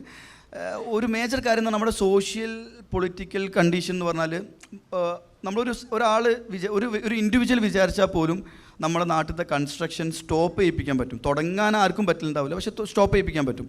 അപ്പോൾ പൊതുവെ നമ്മളൊക്കെ ശരിക്കും പറഞ്ഞാൽ എത്ര വലിയ പ്രോജക്റ്റ് ചെയ്യുകയാണെങ്കിലും ഒരു സൈറ്റിലൊരു ഇഷ്യൂ വന്നാൽ ഇമ്മീഡിയറ്റ് ആയിട്ട് ഞങ്ങളുടെ ഭാഗത്തു നിന്ന് ഒരു മാനേജ്മെൻറ്റ് സൈഡിൽ നിന്ന് ഇമ്മീഡിയറ്റ് ആക്ഷൻ ഉണ്ടാവും. അത് ഞങ്ങൾ എന്നല്ല, നിങ്ങൾക്ക് നമ്മുടെ കേരളത്തിൽ ചെയ്യുന്ന ബിൽഡേഴ്സ് എല്ലാവരും അങ്ങനെ തന്നെ കോൺഷ്യസ് ആയിട്ട് ചെയ്യുന്നവരാണ്. പക്ഷേ ഇത് പലപ്പോഴും വലിയ ബിൽഡേഴ്സ് വരുമ്പം അവർ ബാക്കി സ്റ്റേറ്റ്സിൽ ഹാൻഡിൽ ചെയ്യുന്ന പോലെ കേരളത്തിൽ വർക്കൗട്ട് ആവാറില്ല. അതിൻ്റെ ഭാഗമായിട്ടായിരുന്നു ശരിക്കും പറഞ്ഞാൽ മുമ്പ് വന്ന ബിൽഡേഴ്സ് പലപ്പോഴും ആ ഒരു രീതിയിൽ പെർഫോം ചെയ്യാത്തത്. പക്ഷേ റീസെൻ്റായിട്ട് 2-3 കൊല്ലമായിട്ട് ശരിക്കും നല്ല ആളുകളുടെ കൾച്ചറിലാണെങ്കിലും പല കാര്യത്തിലും നല്ല മാറ്റമുണ്ട് ശരിക്കും. അതുകൊണ്ട് തന്നെ ശരിക്കും ഇപ്പോൾ പ്രസ്റ്റീജ് പിന്നെയും സ്ട്രോങ് ആയിട്ട് വന്നു, DLF വന്നു. അതൊക്കെ ശരിക്കും എനിക്ക് തോന്നുന്ന ഒരു നെക്സ്റ്റ് ജനറേഷൻ ശരിക്കും നല്ല രീതിയിൽ അതിന് ടേക്കപ്പ് ചെയ്യും വരും. അതാണ് നമ്മളും ആഗ്രഹിക്കുന്നുണ്ട്. പക്ഷേ വരുന്നുണ്ട്, അതിൻ്റെ ഒരു സ്ട്രോങ് സിഗ്നൽ നമ്മൾ കാണുന്നുണ്ട്. അപ്പോൾ അത് കോമ്പറ്റീഷൻ അല്ലേ അത് വരും? അല്ല, നമ്മളിപ്പം പറയുകയാണെങ്കിൽ ഇപ്പോൾ പ്രസ്റ്റീജിനേറ്റാണ് കോമ്പേറ്റ് ചെയ്യുന്ന പറയുമ്പോൾ നമുക്ക് കുറച്ചും കൂടി നമ്മൾ വെയിറ്റ് ഉണ്ട്. അത് ശരിക്കും നല്ലതാണ്. നമ്മൾ കോമ്പേറ്റ് ചെയ്യുമ്പോൾ ശരിക്കും നമ്മളറിയാതെ നമ്മൾ പല കാര്യങ്ങളും ഡെവലപ്പ് ചെയ്യും. സ്വാഭാവികമായിട്ടും അത് സൊസൈറ്റിയിൽ ഭയങ്കര ഇമ്പാക്റ്റ് ഉണ്ടാവും. അത് ശരിക്കും പതുക്കെ നമുക്കത് ഡിഫറൻസ് ക്രിയേറ്റ് ചെയ്യാൻ തുടങ്ങും, നമുക്കും ഡെവലപ്പ് ചെയ്യാൻ പറ്റും. ഇന്നലെ ഒരു ഫേസ്ബുക്ക് പോസ്റ്റ് ഉണ്ടായിരുന്നു. എന്തായിരുന്നു എന്ന് വെച്ച് കഴിഞ്ഞാൽ അതൊരു റിമെമ്പറൻസ് ആണ്. അതായത് 5 വർഷം മുമ്പ്, 2019 അവസാനത്തിൽ ആദ്യത്തെ പേഷ്യൻ്റ് വുഹാനിൽ ഡയഗ്നോസ് ആയ ദിവസമായിരുന്നു ഇന്നലെ. അത് കഴിഞ്ഞ് 2020 ഫെബ്രുവരിയോടുകൂടി ഏതാണ്ട് എല്ലാം തീരുമാനമായി. ഇത് കോവിഡ് നമ്മുടെ മേഖലയിൽ വരുത്തിയിട്ടുള്ള മാറ്റങ്ങൾ എന്തൊക്കെയാണ്? റിയൽ എസ്റ്റേറ്റ് മേഖലയിൽ പ്രത്യേകിച്ച് കേരളത്തിൽ വരുത്തിയിട്ടുള്ള മാറ്റങ്ങൾ എന്താണ്? പല ആസ്പെക്റ്റിൽ നമ്മുടെ കേരള റിയൽ എസ്റ്റേറ്റിനും വരുത്തിയിട്ടുണ്ട്. കാരണം ഒന്ന്, നമ്മുടെ നാട്ടിൽ ഒരു ഫ്ലാറ്റ് പർച്ചേസ് ചെയ്യുക അല്ലെങ്കിൽ ഒരു ഇൻവെസ്റ്റ്മെൻറ്റ് നമ്മൾ കൺഫേം ചെയ്യുക എന്ന് പറയുമ്പം പലപ്പോഴും ആളുകളുടെ മനസ്സിൽ ഞാൻ നാട്ടിൽ വന്ന് ഇതൊക്കെ ഒന്ന് കണ്ട് നിങ്ങളൊന്ന് നേരിട്ട് കണ്ടിട്ട് തീരുമാനം എടുക്കും എന്നുള്ളൊരു ആറ്റിറ്റ്യൂഡുണ്ട്. അപ്പോൾ അത് പലപ്പോഴും ഈ NRIs നാട്ടിലേക്ക് വരുന്ന സമയത്താണ് ഇത് പലപ്പോഴും ഈ ഒരു ഡിസിഷൻസ് ആവാറുള്ളത്. ഈ ഒരു ട്രെൻഡ് ഭയങ്കരമായിട്ട് മാറിയിട്ടുണ്ട്. കാരണം ആളുകൾ ശരിക്കും ഈ കോവിഡിൻ്റെ ശേഷം ശരിക്കും ഫിസിക്കൽ പ്രസൻസ് വേണം എന്നുള്ള ഒരു ഭയങ്കരമായിട്ടുള്ള ആറ്റിറ്റ്യൂഡ് മാറിയിട്ടുണ്ട്. ആളുകൾ സൂം കോൾ വഴിയോ അല്ലെങ്കിൽ പല റിസോഴ്സസ് വഴിയോ അത് കണ്ട് ഡിസിഷൻ മേക്കിംഗ് ഭയങ്കരമായിട്ട് ഫാസ്റ്റായി. പണ്ട് നമ്മളൊരു കണക്ക് പ്രകാരം പറയുകയാണെങ്കിൽ ഒരാൾ അപ്പാർട്ട്മെൻറ്റിൻ്റെ ഒരു ഇൻട്രസ്റ്റ് വന്നിട്ട് അയാൾ ഡിസിഷൻ എടുക്കണമെങ്കിൽ 3 മാസം പിടിക്കും, 3 months നമുക്ക് ടൈം പിടിക്കും. പക്ഷേ ഇത് ശരിക്കും ഒരു വീക്ക് ടൈമൊക്കെ ആയിട്ട് മാറി, അത്ര ഫാസ്റ്റായി ആളുകളുടെ. അതൊരു ഫാക്ടറാണ്. രണ്ടാമത്, ഈ കോവിഡ് കഴിഞ്ഞോട് കൂടിയിട്ട് പണ്ടുള്ള ഒരു ഹോം ബയേഴ്സ് അല്ല ഇപ്പം വാങ്ങുന്നത്. കാരണം ഒരുപാട് ആളുകളുടെ ബിസിനസ് ആംഗിൾ മാറി, ഒരുപാട് ആളുകളുടെ പൈസ ഉള്ള ആളുകൾ മാറി. ആ ഒരു ആറ്റിറ്റ്യൂഡ് മാറിയത് കൂടിയിട്ട് തന്നെ ശരിക്കും പല ഡിഫറൻസും മാറിയിട്ടുണ്ട്. മേജർ ഡിഫറൻസ് എന്ന് പറഞ്ഞാൽ നമ്മുടെ ഏജ് കാറ്റഗറി, പണ്ടൊരു കുറച്ചും കൂടി ഏജ്ഡ് ആയിട്ട് ആൾക്കാരാണ് വാങ്ങുന്നതെങ്കിൽ അത് കുറച്ചും കൂടി കുറഞ്ഞിട്ടുണ്ട്. ഇതൊക്കെ ശരിക്കും പറഞ്ഞാൽ ഭയങ്കരമായിട്ട് മാറി ചേഞ്ചസ് വന്നിട്ടുണ്ട്. അതൊരു ഫാക്ടർ. രണ്ടാമത്തെ കാര്യം എന്ന് പറഞ്ഞാൽ നമ്മളിപ്പോൾ ഒരു ഇൻവെസ്റ്റ്മെൻ്റ് ആയിട്ട് നമ്മളൊരാളെടുത്ത് പോവുകയാണെങ്കിൽ പണ്ട് പറയുന്നത് നമ്മളിപ്പോൾ ഇവിടെ സൗദിയിലാണെങ്കിൽ ഇവിടെ ഒരു ഷോപ്പ് നടത്തി കഴിഞ്ഞാൽ നമ്മൾ ഇൻവെസ്റ്റ് ചെയ്തത് ഒരു 100% ആയിട്ട് തിരിച്ചു കിട്ടും, അല്ലെങ്കിൽ പല കാര്യങ്ങളും കിട്ടും എന്നുള്ളൊരു കാര്യമാണ് നമ്മൾ ഡിസ്കസ് ചെയ്യാറ്. പക്ഷേ ഒരു കോവിഡ് വന്നതോട് കൂടിയിട്ട് പല ആളുകളുടെ ഇൻകം നിന്നതോട് കൂടിയിട്ട് അപ്പോഴാണ് ചിന്തിക്കാൻ തുടങ്ങിയത് നമുക്കൊരു സേഫായിട്ടുള്ള ഒരു റിട്ടേൺസ് വേണം എന്നുള്ള പല ആളുകളും ചിന്തിക്കാൻ തുടങ്ങിയത് ആ സമയത്താണ്. അപ്പോൾ അതുവരെ ശരിക്കും ഒരു നല്ല ഇൻകം കിട്ടുന്നുണ്ടാവും, പെട്ടെന്ന് സ്റ്റക്കായി, ചിലപ്പോൾ 10-20 കോടിൻ്റെ ലാൻഡ് ഉണ്ടാവും, പക്ഷേ അവർക്ക് ഇൻകം ഇല്ല. അപ്പോൾ ആ ഒരു ചിന്ത ശരിക്കും ഭയങ്കരമായിട്ട് അതിന് ശേഷമാണ് ശരിക്കും കൂടുതൽ കൊമേഴ്ഷ്യൽ ഇൻവെസ്റ്റ്മെൻറ്റിലേക്കുള്ള ആളുകളുടെ ഫോക്കസ് ഭയങ്കരമായിട്ട് കൂടിയിട്ടുണ്ട്. പണ്ടൊക്കെ ഒരു ലാൻഡ് ഇൻവെസ്റ്റ്മെൻറ്റ് എന്ന് പറഞ്ഞാൽ ഭയങ്കര ട്രെൻഡായിരുന്നു, പ്രത്യേകിച്ച് ആളുകൾ പൈസ കിട്ടിയാൽ നേരെ ലാൻഡ് വാങ്ങാമെന്നാണ്. അപ്പോൾ ആ ലാൻഡ് വാങ്ങുന്നത് മാറി കുറച്ച് ഇൻകം ജനറേറ്റ് ചെയ്യുന്ന ഇൻവെസ്റ്റ്മെൻറ്റിലേക്കുള്ള ട്രെൻഡ് കാര്യമായിട്ട് മാറിയിട്ടുണ്ട്. രണ്ടാമത് വീട് എന്നുള്ള ആസ്പെക്റ്റും ശരിക്കും പറഞ്ഞാൽ കാഴ്ചപ്പാട് കംപ്ലീറ്റ് മാറി. കുറച്ചും കൂടി ആളുകൾ ഫാമിലിനെ നാട്ടിലേക്ക് അയക്കുമ്പോഴാണ് നമ്മൾ വീട് ചിലപ്പോൾ ഒറ്റപ്പെട്ട ഒരു സ്ഥലത്താണ് ഉണ്ടാവുക, അപ്പോൾ ഫാമിലി സേഫ് ആണോ എന്ന് അവർ നോക്കും. അപ്പോൾ സ്വാഭാവികമായിട്ട് കുറച്ചും കൂടി കമ്മ്യൂണിറ്റി ഓറിയൻറ്റഡ് ആയിട്ടുള്ള സ്ഥലത്താണോ നിൽക്കുന്നത്. അപ്പോൾ ഇങ്ങനത്തെ കുറച്ചും കൂടി ഒരു ഓർഗനൈസ്ഡ് ആയിട്ടുള്ള കുറേ ഒരു റിയൽ എസ്റ്റേറ്റ് ഗ്രൂപ്പിൽ ശരിക്കും ഭയങ്കര പൊട്ടൻഷ്യലായിട്ട് നല്ല രീതിയിലാണ് മാറി വന്നിട്ടുള്ളത്. ഞാൻ ചോദിക്കുന്നത് വെച്ചാൽ ഇപ്പോൾ ഹൈലൈറ്റ് ഒക്കെ നമുക്കിപ്പം വളരെ അടുത്തറിയാവുന്ന പേര്, ബ്രാൻഡഡ് ആണ്, നമുക്കറിയാം ഇത്രയധികം കൺസ്ട്രക്ഷൻ നടത്തുന്നു. ഇതൊക്കെ ഞാൻ പറഞ്ഞ പുതിയ റേറ നിയമങ്ങൾ വന്നതുകൊണ്ട് ഇപ്പം പ്രത്യേകിച്ച് ഇവിടുന്ന് ആൾക്കാർ നാട്ടിലോട്ട് റിയൽ എസ്റ്റേറ്റ് വാങ്ങുമ്പോൾ അതിൽ ബെനിഫിറ്റ്സ് ഉണ്ടോ, അതുപോലെ റേറ രജിസ്റ്റേർഡ് എന്ന് പറഞ്ഞാൽ നമുക്ക് വിശ്വസിക്കാൻ കഴിയുമോ, എന്താണ് അതിൻ്റെ പുതിയ റേറ നിയമങ്ങളൊക്കെ വെച്ചിട്ടുള്ള സംഭവം? ശരിക്കും റെറ വന്നത് ശരിക്കും നമ്മളിപ്പോൾ ഒരു 2020 ജാനുവരിയിലാണ് ശരിക്കും കേരളത്തിൽ റെറ ഇംപ്ലിമെൻ്റ് ആയത്. നമ്മളിപ്പോൾ അന്ന് റെറ ഇംപ്ലിമെൻ്റ് ആയിട്ട് ഒരുപാട് പ്രോജക്റ്റ് റീസെൻ്റ് ആയിട്ട് 1-2 ഇയേഴ്സിനുള്ളിൽ അത് ഹാൻഡ് ഓവർ ചെയ്തിട്ടുണ്ട്. അപ്പോൾ അത് ശരിക്കും നമുക്ക് ഭയങ്കര വിസിബിളാണ്. റെറ വന്നതോട് കൂടിയിട്ട് ഒരു റിയൽ എസ്റ്റേറ്റ് സെക്ടറിന് ഭയങ്കരമായിട്ടുള്ള മാറ്റം വന്നിട്ടുണ്ട്. ഫസ്റ്റ് കാര്യം എന്ന് പറഞ്ഞാൽ ഫിനാൻഷ്യൽ ഡിസിപ്ലിൻ. ശരിക്കും റെറ വന്നതോട് കൂടിയിട്ട് എസ്ക്രൂ അക്കൗണ്ടിലൂടെ മാത്രമേ വാങ്ങാൻ പറ്റുള്ളൂ. അതിൻ്റെ ഫിനാൻഷ്യൽ ഡിസിപ്ലിൻ ശരിക്കും ബിൽഡേഴ്സിന് വന്നതോട് കൂടിയിട്ട് തന്നെ നമുക്ക് കംപ്ലീഷൻ ടൈമും കാര്യങ്ങളും കുറച്ചും കൂടി നമ്മുടെ കൺട്രോളിലാണ് ഉള്ളത്, കുറച്ചും കൂടി രീതിയിൽ. പിന്നെ അടുത്തത് പറഞ്ഞാൽ കുറച്ചും കൂടി ഒരു ഇൻഡസ്ട്രിക്ക് വേണ്ടത് ആ ഇൻഡസ്ട്രീൻ്റെ ക്രെഡിബിലിറ്റി മെയിൻറ്റെയിൻ ചെയ്യുക എന്നുള്ളത്. അപ്പോൾ ആ ക്രെഡിബിലിറ്റി റെറ വന്നതോട് കൂടിയിട്ട് ആളുകളുടെ മനസ്സിലുണ്ട്, ഓക്കെ റെറ ഉണ്ട്, എന്തെങ്കിലും പ്രശ്നമുണ്ടോ, റെറ എന്ന് പറഞ്ഞ ഒരു അതോറിറ്റി നമ്മളെ ഭാഗത്ത് ഉണ്ട് എന്ന് വരുമ്പോൾ സ്വാഭാവികമായിട്ട് ക്രെഡിബിലിറ്റി കൂടി. പിന്നെ അടുത്തൊരു കാര്യം എന്ന് പറഞ്ഞാൽ ഏതെങ്കിലും ഒരു ബിൽഡർ, ഇപ്പോൾ കാലിക്കറ്റിലോ അല്ലെങ്കിൽ കേരളത്തിലെ ഏതെങ്കിലും ഒരു ബിൽഡർ ഒരു എന്താ പറയുക ഒരു പ്രൊജക്റ്റ് ചെയ്തിട്ട് ഫെയിലായി കഴിഞ്ഞാൽ അത് എൻ്റെ ഇൻഡസ്ട്രീനെ ബാധിക്കുന്ന വിഷയം. അതുകൊണ്ട് ആരും ആ ഒരു ബിൽഡർ പറ്റിച്ചു അല്ലെങ്കിൽ ആ ബിൽഡറിന് ചെയ്യാൻ പറ്റില്ല എന്നല്ല പറയാം. അപ്പോൾ എൻ്റെ ഇൻഡസ്ട്രീനെ ബാധിക്കുന്ന വിഷയം. അപ്പോൾ അതുകൊണ്ട് ഈ റെറ വന്നോട് കൂടിയിട്ട് അങ്ങനത്തെ ഒരുപാട് ഇഷ്യൂസ് കുറഞ്ഞോട് കൂടിയിട്ട് ആളുകൾക്ക് ഇപ്പോൾ നേരത്തെ പറഞ്ഞ ഡിസിഷൻ മേക്കിംഗ് ഫാസ്റ്റായി എന്നുള്ളത് അത് ഈ റെറൻ്റെ ഒരു ഇമ്പാക്റ്റും കൂടി ഉണ്ട്. കാരണം അവർക്ക് വളരെ ട്രാൻസ്പെറൻ്റ് ആണ് ഒരു പ്രൊജക്റ്റിൻ്റെ എന്താ പറയുക സ്റ്റേജ് എന്താണ്, എത്രത്തോളം സ്റ്റേജ് എത്തി, എത്രത്തോളം അതിൽ നമ്മൾ ഇൻവെസ്റ്റ് ചെയ്തിട്ടുണ്ട് എന്നുള്ളതൊക്കെ അവർക്ക് സൈറ്റിൽ കാണാൻ പറ്റും. അപ്പോൾ അത് നമുക്ക് ശരിക്കും ഭയങ്കര ഇപ്പോൾ ഞങ്ങളെ പോലത്തെ ബിൽഡർ നോക്കുകയാണെങ്കിൽ ഞങ്ങൾക്ക് ഭയങ്കര പോസിറ്റീവായിട്ടാണ് ഇംപ്ലിമെന്റ്. മാത്രമല്ല നേരത്തെ കഴിഞ്ഞ സെഷനിൽ പറഞ്ഞ പോലെ ലാൻഡ് വാങ്ങുക എന്ന് പറയുന്നതിൻ്റെ പിറകിലും ഇപ്പോൾ ഒരുപാട് നൂലാമാലകൾ ഉള്ളത് കൊണ്ട് അല്ലേ, അതേപോലെ നിയമങ്ങൾ ഉള്ളതുകൊണ്ട് ഒരു ബിൽഡറിനെ നിന്ന് വാങ്ങുമ്പോൾ കുറച്ചുകൂടി വിശ്വാസ്യത എന്ന് പറയുമ്പോൾ ഇതിന് റീസെൻ്റ് ആയിട്ട് ഈ റെറൻ്റെ ആ സമയത്താണ് മരട് എന്താണ് ഫ്ലാറ്റ് പൊളിച്ചു. ആ പൊളിച്ചത് ശരിക്കും പറഞ്ഞാൽ അന്ന് നമ്മൾ ഡിസ്കസ് ചെയ്ത് പറഞ്ഞാൽ ബിൽഡർ വേണ്ട രീതിയിലുള്ള അപ്രൂവൽസ് കറക്റ്റ് രീതിയിൽ എടുത്തിട്ടില്ല, അല്ല എടുത്തു പക്ഷേ അത് കറക്റ്റ് രീതിയിലല്ല എന്നുള്ള ഒരു ധാരണയാണ് എല്ലാ ആളുകൾക്കും പോയിട്ടുള്ളത്. അപ്പോൾ എല്ലാവരും പേടിക്കും സ്വാഭാവികമായിട്ടും, ഓക്കെ ഈ ബിൽഡർ അങ്ങനെ എടുത്തിട്ടുണ്ടോ, അല്ലെ ഹൈലൈറ്റ് എടുത്തിട്ടുണ്ടോ, അല്ലെ ഈ പ്രൊജക്റ്റിൽ എടുത്തിട്ടുണ്ടോ. അപ്പോൾ സ്വാഭാവികമായിട്ടും ആളുകൾ അനാവശ്യമായിട്ടുള്ള രീതിയിൽ ലീഗൽ ഒപ്പീനിയൻ എടുക്കാൻ പോകും. അപ്പോൾ അവരുടെ ഒരു ഒപ്പീനിയൻ പറയും, പലപ്പോഴും ഡിസിഷനെ ഭയങ്കരമായിട്ട് എഫക്റ്റ് ചെയ്യും. പക്ഷേ റെറ വന്നോട് കൂടിയിട്ട് റെറ ഈ കാര്യങ്ങളൊക്കെ കംപ്ലയിൻസ് കംപ്ലീറ്റ് ചെക്ക് ചെയ്തിട്ടാണ് അവർ റെറ അപ്രൂവൽ തരുന്നത്. അപ്പോൾ അതുകൊണ്ട് തന്നെ നമുക്ക് ശരിക്കും പറഞ്ഞാൽ ഇങ്ങനത്തെ കൺഫ്യൂഷൻസ് കസ്റ്റമറുടെ ഭാഗത്തു നിന്നുള്ളത് ഒരുപാട് ഒഴിവായിട്ടുണ്ട്. Definitely. I'll open the floor now for questions. Actually വളരെ ചോദിച്ച ചോദ്യങ്ങൾക്കെല്ലാം അദ്ദേഹം വളരെ ഇമ്പാക്ട്ഫുൾ ആയിട്ടുള്ള ആൻസേഴ്സ് തന്നിട്ടുണ്ടെന്ന് തോന്നുന്നു. റിയൽ എസ്റ്റേറ്റിനെ കുറിച്ചോ റിയൽ എസ്റ്റേറ്റ് ഇൻവെസ്റ്റ്മെൻറ്റിനെ കുറിച്ചോ ഒക്കെ നിങ്ങൾക്ക് എന്തെങ്കിലും സംശയങ്ങളോ എന്തെങ്കിലും ചോദ്യങ്ങൾ ചോദിക്കണമെന്നുണ്ടെങ്കിൽ the floor is open. Please feel free to shoot. Media കൊണ്ട് ഈ പുതിയ എക്സ്പേർട്ട്, ഹൈലി എക്സ്പേർട്ട്, അതുപോലെ തന്നെ മുഹമ്മദ് ഫസീം സാഹിബിനെ പോലത്തെ ആളുകളെ ഇൻട്രൊഡ്യൂസ് ചെയ്തതിൽ big salute. Thank you. Second thing, താങ്കളുടെ ഇത്ര കാലത്തെ പാസ്റ്റ് എക്സ്പീരിയൻസിൽ എന്ത് സ്ട്രഗിളിങ് പീരിയഡ്, റിസ്ക് ഫാക്ടർ അല്ലെങ്കിൽ അൺഫോഴ്സിങ് സിറ്റുവേഷന് ഫേസ് ചെയ്തിട്ടുണ്ട്? പോസിറ്റീവും ഉണ്ട്, നെഗറ്റീവും ഉണ്ട്. താങ്കൾക്കത് വിശദീകരിക്കാൻ പറ്റുമോ? പേഴ്സണലി പറയുകയാണെങ്കിൽ ഞാൻ ഇൻഡസ്ട്രിക്ക് വരുന്ന സമയത്താണ് ഒരു വിത്തിൻ എ ഇയർ ടൈമാണ് ശരിക്കും ഡിമോണിറ്റൈസേഷൻ നടക്കുന്നത്. അത് ശരിക്കും നമ്മുടെ റിയൽ എസ്റ്റേറ്റ് ഇൻഡസ്ട്രിക്ക് ഭയങ്കരമായിട്ടുള്ള ചേഞ്ചസ് വന്നൊരു സമയമാണ്. അതിനുശേഷം നമ്മൾ അതിന് റിക്കവർ ചെയ്യുന്ന ഒരു ടൈമിലാണ് നമ്മളിപ്പം കോവിഡ് എന്നുള്ള ഒരു സിറ്റുവേഷനിലേക്ക് വരുന്നത്. പക്ഷേ ഇതൊക്കെ ശരിക്കും രണ്ട് കാര്യമാണെങ്കിലും ഇനീഷ്യൽ നമുക്ക് തോന്നും അത് ഭയങ്കരമായിട്ടുള്ള ഒരു പ്രശ്നമാണ് സംഭവിച്ചത്. അതായത് ഇൻഡസ്ട്രീനെ ഭയങ്കരമായിട്ട് ബാധിക്കും, ചിലപ്പോൾ നമുക്ക് നിലനിൽക്കാൻ പറ്റുമോ എന്നുള്ളത്. പക്ഷേ അത് ഗ്രാജ്വലി അതൊരു നമുക്ക് ഭയങ്കരമായിട്ടുള്ളൊരു എക്സ്പീരിയൻസ് ആണ്. നമുക്ക് ഇനിയും എന്തും നേരിടാൻ പറ്റും എന്നുള്ളൊരു ഭയങ്കര കോൺഫിഡൻസ് ശരിക്കും വന്നിട്ടുണ്ട്.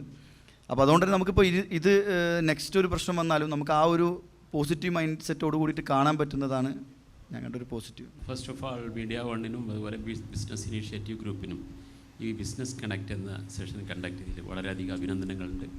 Thank you. ഇതിൽ പിന്നെ വസീം സാഹിബിനോട് ചോദിക്കാനുള്ളത്, ഇപ്പോൾ ഈ പുതിയ ചില ട്രെൻഡുകളുണ്ടല്ലോ, ഇവിടെ ഈ ഹൗസിംഗ് മിനിസ്ട്രി ഓഫ് ഹൗസിംഗ് ഉണ്ടല്ലോ, അവർ ഇവിടെയൊക്കെ ചൈനീസ് അക്കാര്യത്തിൽ ഭയങ്കര മിടുക്കന്മാരാണ്, വളരെ ഫാസ്റ്റായിട്ട് അത് പിന്നെ ഹ്യൂജ് എത്രത്തോളം എന്ന് പറഞ്ഞാൽ വലിയ പിന്നെ ക്വാണ്ടിറ്റി, അതായത് എത്ര ഒരു പിന്നെ ഹൈ സ്റ്റോറി അതായത് മൾട്ടി സ്റ്റോറി ബിൽഡിങ്ങുകൾ തന്നെ വിത്തിൻ എ സ്പാൻ ഓഫ് പിന്നെ വീക്സ് അവർ ചെയ്യുന്ന സംഗതികളുണ്ട്. അപ്പോൾ അങ്ങനത്തെ ഒരു ട്രെൻഡ് നമ്മുടെ കേരളത്തിൽ നിങ്ങളെ ഈ കൺസ്ട്രക്ഷൻ ഫീൽഡിലേക്ക് വളർന്നു വരാനുള്ള സാധ്യത ഉണ്ടോ? പ്ലസ് അതുപോലെ 3D പ്രിൻ്റഡ് വീടുകളുടെ സാധ്യത. അതുപോലെ നേരത്തെ പറഞ്ഞല്ലോ, ഇപ്പോൾ ഇതൊക്കെ പുതുമകളാണ്, പക്ഷേ അതേ അവസരത്തിൽ when it comes to sustainability എന്തായിരിക്കും അതിൻ്റെ ഇമ്പാക്റ്റ്? അത് സസ്റ്റൈനബിൾ ആകുമോ? നമ്മുടെ കാലാവസ്ഥ ഇപ്പോൾ വയനാട്ടിലും മറ്റൊക്കെ സംഭവിച്ച സംഗതികളൊക്കെ ഉണ്ടല്ലോ. അപ്പോൾ ഇതൊക്കെ മുന്നിൽ വെച്ച് പരിശോധിക്കുമ്പോൾ ഇത് പിന്നെ ഗ്ലോബൽ ടെക്നോളജി ഫീൽഡിൽ നടക്കുന്ന ചില റൂൾസാണോ അതോ എക്സെപ്ഷൻസ് ആണോ ഇത് ആകെ മൊത്തം മാറ്റാൻ പിന്നെ ഉപകരിക്കുന്ന അല്ലെങ്കിൽ അതിന് പിന്നെ ട്രിഗർ ചെയ്യുന്ന ചില ഘടകങ്ങളാണോ എന്ന് പറഞ്ഞാൽ നന്നായിരിക്കും. Thank you. അതായത് നമ്മുടെ ഇപ്പോൾ നാട്ടിലിപ്പോൾ ഭയങ്കരമായിട്ടുള്ള ഒന്ന് പ്രീഫാബ് ടെക്നോളജി വരുന്നുണ്ട്, പിന്നെ അതേപോലെ മൈവാൻ ടെക്നോളജി, അതായത് പുതിയ ഒരുപാട് ടെക്നോളജീസ് കൺസ്ട്രക്ഷൻ മേഖലയിൽ വരുന്നുണ്ട്. ഇതൊക്കെ നമ്മൾ പഠിക്കുമ്പോൾ ഒരു കോസ്റ്റ് എന്ന് പറഞ്ഞു കഴിഞ്ഞാൽ ഒരു 10-15% കൺസ്ട്രക്ഷൻ കോസ്റ്റിൽ കൂടും. അതാണ് ഫാക്ടർ. പക്ഷേ 10-15% കൂടിയിട്ടും എന്തുകൊണ്ട് ബാക്കിയുള്ള സ്ഥലങ്ങൾ ചെയ്യുന്നതെന്ന് പറഞ്ഞാൽ കൺസ്ട്രക്ഷൻ ഭയങ്കരമായിട്ട് ഫാസ്റ്റാവും. അതാണ് കാര്യം. പക്ഷേ ഇത് ദുബായിലാണെങ്കിലും ഒരു പരിധിവരെ ഇവിടെ ആണെങ്കിലൊക്കെ ഈ ഫാസ്റ്റ് ആയിക്കഴിഞ്ഞാൽ അതിന് ആ ടൈമിന് വാല്യൂ ഉണ്ട്. ഈവൻ ഫാസ്റ്റ് ആയിക്കഴിഞ്ഞാൽ അതിന് കൂടുതൽ പൈസ കൊടുത്തിട്ട് വാങ്ങാൻ ആളുകളുണ്ട്. എത്രത്തോളം നേരത്തെ കിട്ടുക എന്നുള്ളതാണ് നോക്കുന്നത്. പക്ഷെ നാട്ടിൽ നമ്മൾ അത്രത്തോളം ഇതിലേക്ക് എത്തിയിട്ടില്ല. നമ്മളിവിടെ പറയുകയാണെങ്കിൽ ഒരു പ്രൊജക്റ്റ് 4 കൊല്ലം കൊണ്ട് കംപ്ലീറ്റ് ചെയ്യാം. നമ്മളിപ്പോൾ ഇത് ഉപയോഗിക്കുന്നത് ഒരു പ്രീഫാബ് ടെക്നോളജിയാണ്, ഒരു 2 years കൊണ്ട് തീർത്ത് തരാം. പക്ഷേ ഒരു 15% കോസ്റ്റ് കൂടുമെന്ന് പറഞ്ഞാൽ അത് വാങ്ങാൻ എത്രത്തോളം നമ്മൾ ആളുകളായിട്ടില്ല. അതൊരു ഫാക്ടറാണ്. പക്ഷേ ഒരു 2-3 കൊല്ലം കൊണ്ട് നമ്മുടെ നാട് മാറും. ഞാൻ പറഞ്ഞത് ജനറേഷൻ മാറിക്കൊണ്ടിരിക്കുകയാണ്, ഭയങ്കരമായിട്ടുള്ള ട്രെൻഡ് മാറുകയാണ്. പക്ഷെ ആ മാറുമ്പോൾ സ്വാഭാവികമായിട്ടും ആ പുതിയ ടെക്നോളജി നമ്മൾ അഡാപ്റ്റ് ചെയ്യുക തന്നെ വേണം. ഈ അഡാപ്റ്റ് ചെയ്യുമ്പം ഒരു ഫാക്ടർ എന്ന് ഇപ്പോൾ പറഞ്ഞ പോലെ പ്രീകാസ്റ്റ് ആണെങ്കിലും ഇപ്പം മൈവാൻ ടെക്നോളജി ആണെങ്കിലൊക്കെ നമ്മുടെ നാട് വീട് എന്നുള്ള ഒരു ഫാക്ടറിനോട് ഭയങ്കരമായിട്ടുള്ള ഇമ്പോർട്ടൻസ് ഉള്ളതാണ്. വീട് എന്ന് പറഞ്ഞാൽ ഫ്ലാറ്റ് ആയിക്കോട്ടെ, പക്ഷേ നമുക്ക് ഒരുപാട് കാഴ്ചപ്പാടുണ്ട് നമ്മുടെ ഫാമിലിയിൽ ആളുകൾക്കുണ്ടാവും. അപ്പോൾ ഒരു കസ്റ്റമൈസേഷൻ എന്ന് പറഞ്ഞാൽ ഒരു ഇമ്പോർട്ടൻറ്റ് ഫാക്ടറാണ്. വീട് ഒരു ഫ്ലാറ്റ് കിട്ടിക്കഴിഞ്ഞാൽ അവരാദ്യം ഇതെങ്ങനെ പൊളിക്കുക എന്നാണ് ആർക്കിടെക്റ്റ് പറഞ്ഞു കൊടുക്കുക. കാരണം അവരിഷ്ടത്തിന്, കാരണം അത് അവരിഷ്ടത്തിന് എങ്ങനെ, ഇപ്പോൾ എനിക്കൊരു പൂജാ റൂം വേണം, അല്ല എനിക്കൊരു ജിം വേണം, അല്ലെങ്കിൽ നിസ്കാര റൂം വേണം, അല്ല അങ്ങനെ പല കാര്യങ്ങളും വരുന്നുണ്ടാവും. അപ്പോൾ അതിനനുസരിച്ചുള്ള കസ്റ്റമൈസേഷൻ സ്ട്രക്ചറിനെ ബാധിക്കാത്ത രീതിയിൽ ഫ്ലാറ്റുകൾ ചെയ്യാറുണ്ട്. അപ്പോൾ ഇത് പലപ്പോഴും പ്രീകാസ്റ്റ് ആണെങ്കിലും മൈവാൻ ടെക്നോളജി ആണെങ്കിലും പ്രാക്ടിക്കലല്ല. വൺസ് കൺസ്ട്രക്ട് ചെയ്ത് കഴിഞ്ഞാൽ ഇങ്ങനത്തെ ചേഞ്ചസ് പ്രാക്ടിക്കലല്ല. പക്ഷേ ഇതൊക്കെ വരും. ഇതൊക്കെ എന്തായാലും നമ്മളിപ്പം കാണുന്നതാണ്. ഒരു 3-4 കൊല്ലത്തിനുള്ളിൽ നമ്മുടെ നാടും ഇതേപോലെ തന്നെ ആവും. കാരണം പെട്ടെന്ന് ലോകത്ത് എന്ത് ചേഞ്ച് വന്നാലും ആദ്യത്തെ നമ്മുടെ നാട്ടിലാവും ഉറപ്പാണ്. കാരണം നമ്മളെ ആളുകളാണ് ഇങ്ങോട്ട് കൊണ്ടുവരുന്നുണ്ടാവുക. നിങ്ങളുടെ സിറാബാനു അതുപോലെ വിഷ്ണു ഇവരൊക്കെ വല്ലാതെ പ്രഷർ ചെയ്തുകൊണ്ടിരിക്കുന്നുണ്ട് പിന്നെ പുതിയ പ്രൊജക്റ്റിൽ ഷെയർ എടുക്കാൻ വേണ്ടിയിട്ട്. ഈവൻ ഇവിടുത്തെ സെക്യൂർ വരെ ഇപ്പോൾ വിളിച്ചുകൊണ്ടിരിക്കുക. എനിവേ എൻ്റെ ചോദ്യം ഇതാണ്, നിങ്ങൾ ഈ പ്രൊജക്റ്റ് കംപ്ലീഷൻ കഴിഞ്ഞതിന് ശേഷം ഇതിൻ്റെ FM ഫെസിലിറ്റീസ് മാനേജ്മെൻറ്റ് നിങ്ങൾ സ്വയം ഏറ്റെടുക്കണതോ ഔട്ട്സോഴ്സ് കമ്പനിക്ക് കൊടുക്കണോ ചെയ്യുക? അതിൻ്റെ അത് വിശദീകരിക്കാമോ? അതായത് ഇപ്പം പുതിയ റൂള് പ്രകാരം ഏത് ബിൽഡറാണെങ്കിലും 5 കൊല്ലത്തേക്ക് 5 yearsന് ശരിക്കും വാറണ്ടി എന്ന് പറഞ്ഞാൽ, അതായത് മെയിൻ്റെനൻസ് വാറണ്ടി നമ്മൾ കൊടുക്കണം. അപ്പോൾ ആ സമയത്ത് ശരിക്കും ഞങ്ങളൊരു പുതിയ, അതായത് നമ്മളിപ്പോൾ ഒരു 2020 ശേഷം നമ്മൾ പ്രൊജക്റ്റ് ചെയ്യുമ്പോൾ പലപ്പോഴും ഞങ്ങളുടെ സൂപ്പർവിഷനിലാണ് പലപ്പോഴും ഈ മെയിൻ്റെനൻസ് നടക്കുന്നത്. കാരണം 2 കാര്യമുണ്ട്. ഒന്ന്, നമ്മൾ മെയിൻ്റെനൻസ് വാറണ്ടി എന്ന് പറയുമ്പം ഞങ്ങൾ കൺസ്ട്രക്ഷനിൽ ഉണ്ടാകുന്ന പ്രശ്നങ്ങൾ ഉണ്ടെങ്കിൽ അത് വാറണ്ടി ഞങ്ങൾ പ്രൊവൈഡ് ചെയ്യണം. അപ്പോൾ സ്വാഭാവികമായിട്ടും ഞങ്ങൾ അതിന് റെസ്പോൺസിബിളാണ്. അപ്പോൾ അത് 2 രീതിയിലാവാം. ഒന്നെങ്കിൽ കൺസ്ട്രക്ഷൻ്റെ ഭാഗത്തുണ്ടാവുന്ന പ്രശ്നങ്ങളാവും അത് വരുന്നുണ്ടാവുക, അല്ലെങ്കിൽ മെയിൻ്റെനൻസിൻ്റെ ബന്ധപ്പെട്ടിട്ടാവും. അപ്പോൾ ഞങ്ങളത് ഞങ്ങളുടെ എല്ലാം എന്നുള്ളത്, അല്ലെങ്കിൽ ഞങ്ങളുടെ ഒരു ഉത്തരവാദിത്വം എന്ന് പറഞ്ഞാൽ നല്ല രീതിയിൽ മെയിൻറ്റെയിൻ ചെയ്തിട്ടില്ലെങ്കിൽ അതും കൂടി ഞങ്ങളുടെ തലയിലാവും. അപ്പോൾ അത് സ്വാഭാവികമായിട്ട് അപ്പോൾ ഞങ്ങൾ ഒരു ഔട്ട്സോഴ്സ്ഡ് ആയിട്ടുള്ള മെയിൻ്റെനൻസ് ടീമാണ് അത് നടത്തുന്നുണ്ടെങ്കിൽ പോലും അത് അസോസിയേഷനായിട്ട് ക്ലോസ്ലി മോണിറ്റർ ചെയ്തിട്ടാവും, ഞങ്ങളും കൂടി ഇൻവോൾവ് ചെയ്തിട്ടാണ് പല കാര്യങ്ങളും ചെയ്യുക. അത് പല കാര്യങ്ങൾ എന്ത് കാര്യങ്ങൾ ഇംപ്ലിമെൻറ്റ് ചെയ്യുമ്പോഴും ഞങ്ങളുടെ ഒരു പ്രസൻസ് ഉണ്ടാവും.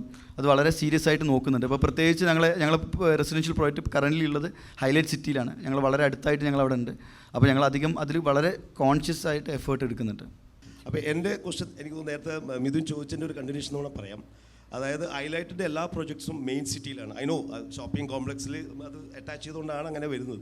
പക്ഷേ നമ്മൾക്ക് ഒരു കുറച്ചുകൂടി അഫോർഡബിൾ വില്ലാസ് അല്ലെങ്കിൽ അഫോർഡബിൾ ഫ്ലാറ്റിലോട്ട് പോകണമെങ്കിൽ if you go towards remote ഏരിയയിലോട്ട് പോകുമ്പോൾ ലാൻഡ് കുറച്ചുകൂടി ചീപ്പായിട്ട് കിട്ടും.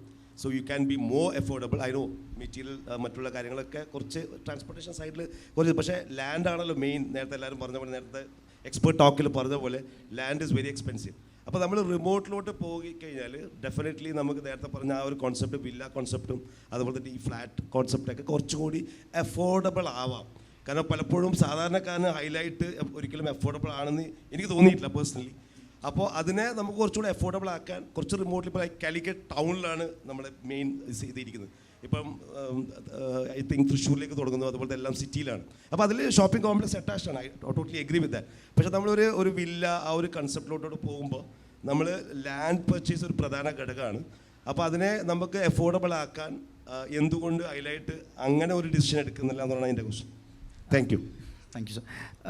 ഒന്ന് സർ പറഞ്ഞ പോലെ ഷോപ്പിംഗ് മാൾ പറയുന്നത് കാലിക്കറ്റിലുണ്ട്, തൃശ്ശൂരുണ്ട്.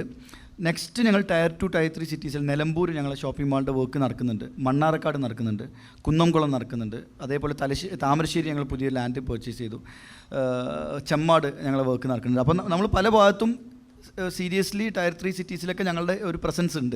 പക്ഷേ ഈ സ്ഥലങ്ങളിലൊക്കെ പോയിട്ട് ഞങ്ങൾ അവിടെ ലാൻഡ് കോസ്റ്റ് കുറവാണെന്ന് വിചാരിച്ചിട്ട് അപ്പാർട്ട്മെൻറ്റ് ചെയ്ത് കഴിഞ്ഞാൽ പ്രാക്ടിക്കലി ആളുകൾ വാങ്ങില്ല. കാരണം അവിടെ ചെറിയ വിലക്ക് ലാൻഡ് ഉണ്ടെങ്കിൽ അവിടെ വില്ല ഉണ്ടാക്കിക്കൂടെ എന്ന് വിചാരിക്കും. എന്തിനാ അപ്പം ഹൈലൈറ്റിൻ്റെ ഫ്ലാറ്റ് വാങ്ങുന്നതെന്നുള്ളൊരു ആസ്പെക്റ്റാണ്. പക്ഷേ ഞങ്ങൾ പറയുന്നത് അങ്ങനെ ഭയങ്കരമായിട്ടുള്ള ഔട്ട്സ്കേർട്ടിക്ക് പോവല്ല, കമ്പാരിറ്റീവ്ലി കുറച്ചും കൂടി ഉള്ളോട്ട് വന്ന് ഒരു ലാൻഡ് കോസ്റ്റ് വലിയ കുഴപ്പമില്ലാത്ത രീതിയിൽ വന്നിട്ടാണ് ഞങ്ങൾ അഫോർഡബിൾ സെഗ്മെൻറ്റിൽ വന്ന്.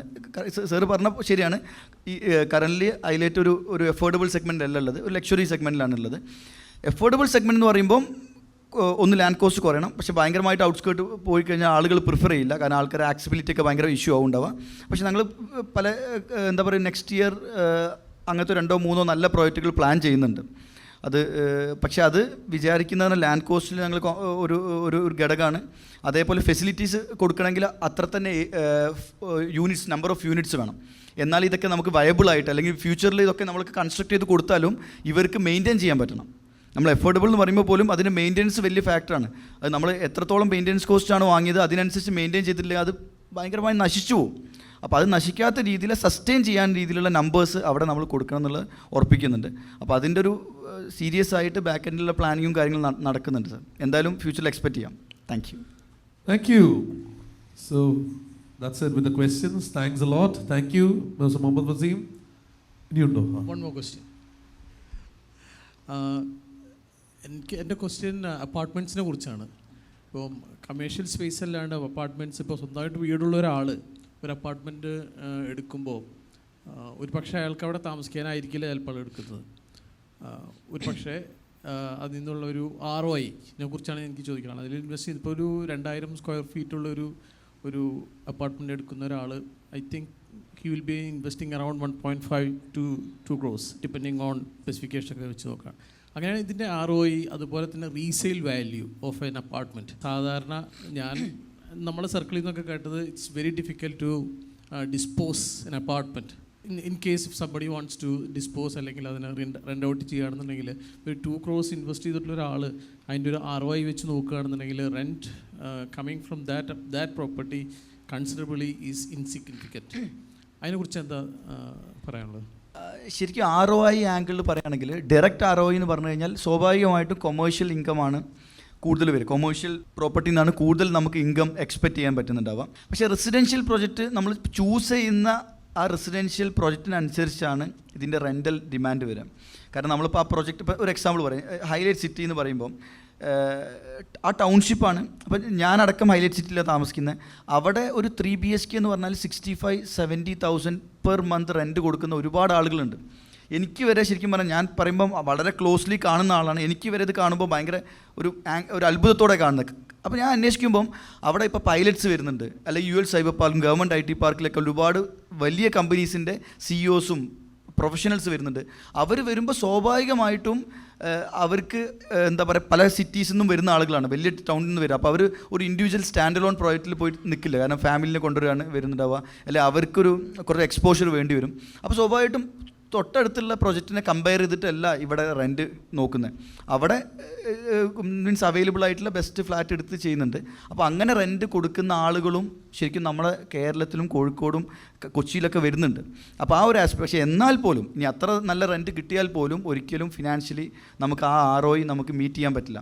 അതിൻ്റെ ROI മീറ്റ് ചെയ്യണമെങ്കിൽ അതിൻ്റെ റെൻറ്റൽ ഇൻകം പ്ലസ് ക്യാപിറ്റൽ അപ്രിസിയേഷനും ഇത് രണ്ടും ഒരുമിച്ച് മാച്ച് ആകുമ്പോൾ മാത്രമാണ് നമുക്കത് കിട്ടുന്നുണ്ട്. അപ്പോൾ അതിൻ്റെ ഒരു ലൈഫ്, ആ പ്രൊജക്റ്റ് നമ്മൾ ചൂസ് ചെയ്യുമ്പം എത്ര കാലം ആ പ്രൊജക്റ്റിന് ലൈഫ് ഉണ്ട് എന്നുള്ളത് നമ്മൾ വളരെ സീരിയസ് ആയിട്ട് നോക്കണം. ഒരു സാധാരണ ഒരു പ്രോജക്റ്റ് ആണെങ്കിൽ സ്വാഭാവികമായിട്ടും അടുത്തൊരു ഇന്നോവേറ്റീവ് ആയിട്ടുള്ളൊരു പ്രോജക്റ്റ് വരുമ്പോൾ ഇത് ഔട്ട്ഡേറ്റഡ് ആയിട്ട് മാറും. അപ്പോൾ സ്വാഭാവികമായിട്ട് ഇതിന് ആളുകളില്ലാതായി മാറും. പക്ഷേ ഓൾറെഡി ഒരു ഫ്യൂച്ചറിസ്റ്റിക് പ്രൊജക്റ്റാണ് നമ്മൾ പർച്ചേസ് ചെയ്യുന്നതെങ്കിൽ അതിന് 10-15 ഇയേഴ്സ് എന്തായാലും മിനിമം ലൈഫ് ഉണ്ടാവും. അപ്പോൾ എന്തായാലും അതിന് ഡിമാൻഡ് ഉണ്ടാവും. ആ ഡിമാൻഡിൻ്റെ സമയത്ത് നമുക്ക് എപ്പോഴാണോ അത് റൈറ്റ് ടൈം എന്നുള്ളത് നോക്കിയിട്ട് നമുക്ക് സെയിൽ ചെയ്യാൻ പറ്റും.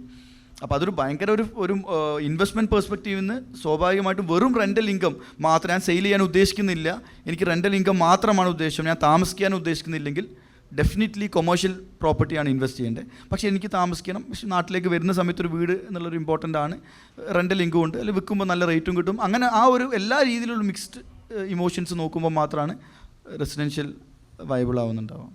ഇപ്പോൾ റിയൽ എസ്റ്റേറ്റിൽ ഇപ്പോൾ പ്രത്യേകിച്ച് അപ്പാർട്ട്മെൻറ്റ് സെയിലിൽ ഇമിഗ്രേഷൻ അല്ലെങ്കിൽ മൈഗ്രേഷൻ എന്തെങ്കിലും നിങ്ങളുടെ അപ്പാർട്ട്മെൻറ്റ് സെയിലിനെ എന്തെങ്കിലും ബാധിച്ചിട്ടുണ്ടോ? പ്രത്യേകിച്ച് നമ്മൾ പിന്നെ പല കാനഡയിലേക്കാളും US-ലേക്കാളും യൂറോപ്പിലേക്കാളും ഓസ്ട്രേലിയയിലേക്കാളും ഇങ്ങനെ മൈഗ്രേഷൻ ധാരാളം നടക്കുന്നുണ്ട്.